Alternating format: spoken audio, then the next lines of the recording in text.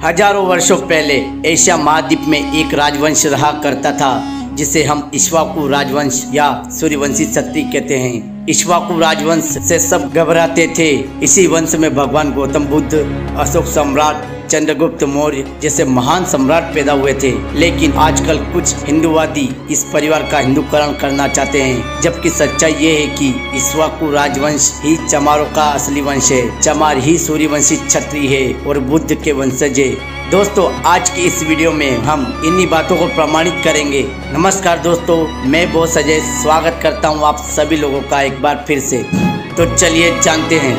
Number 1, पूरे भारत में जनश्रुतियों और लोक कथाओं में चमार को ब्राह्मण का बड़ा भाई बताया गया है। क्योंकि ब्राह्मण हिंदू धर्म का मुखिया है तो चमार बौद्ध धर्म का मुखिया है, इसलिए चमारों की शादी में पंडित को नहीं बुलाया जाता। नंबर 2, रामायण में और कुमारिल भट्ट की किताबों में बुद्ध को शूद्र लिखा गया है, जो असली में भी चमार को ही मुख्य शूद्र माना गया है। अन्य जातियाँ कभी निशाने पर नहीं रही। नंबर 3, समस्त जातियों में सिर्फ चमार जाति ही ऐसी जाति है जो गरीब होने के बावजूद भी अपनी आन शान पर मर मिटती है और इस जाति में आज भी क्षत्रिय गुण झलकते हैं। नंबर 4, चमार जाति के घर अक्सर गांव के बाहर होते हैं, क्योंकि चमार गांव के राजा होते हैं। इनको ही गांव में डीहिर बाबा कहा जाता है। नंबर 5, चमार जाति से बौद्ध धर्म छिनने के बाद उसे धर्म विहीन कर दिया गया था और अछूत इसलिए बना दिया गया था कि यह जाति फिर से बौद्ध धर्म को खड़ा न कर पाए। नंबर 6, चमार जाति की शिक्षा पर रोक इसीलिए लगाई गई थी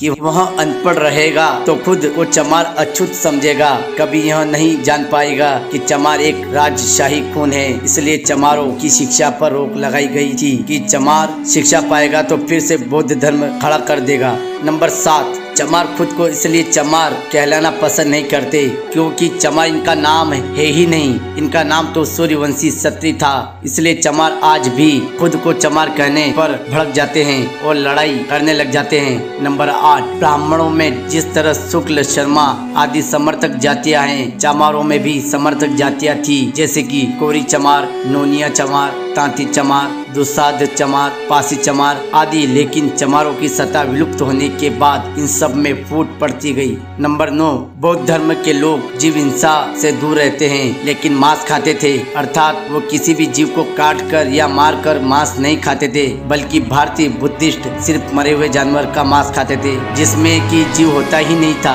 इस प्रकार जीव हत्या नहीं करते थे और पूरे भारत में ऐसा करने वाली सिर्फ एक ही जाति थी। नंबर 10, चंद्रगुप्त मौर्य भी चमार थे लेकिन गोरे और सुंदर थे, जबकि चाणक्य ब्राह्मण था और काला इसलिए कहावत बन गई कि काला बाभन गोरा चमार, दुई जात से सदा होशियार। नंबर 11, जो भी जातियां आर्य नहीं थी वो चमार कहलाती थी और ऐसा आज भी है, चाहे मौर्य हो या नोनिया या दुसाध या अन्य शूद्र ब्राह्मण, सबको चमार ही कहते हैं। दोस्तों, बर्मा और तिब्बत के बौद्ध ग्रंथि में इन बातों का प्रमाण है। अगर फिर भी आप लोगों को इस बारे में अधिक जानकारी चाहिए तो आप बाबा साहब की लिखी किताब वो बात शूद्र या शूद्र कौन थे से पढ़ सकते हैं।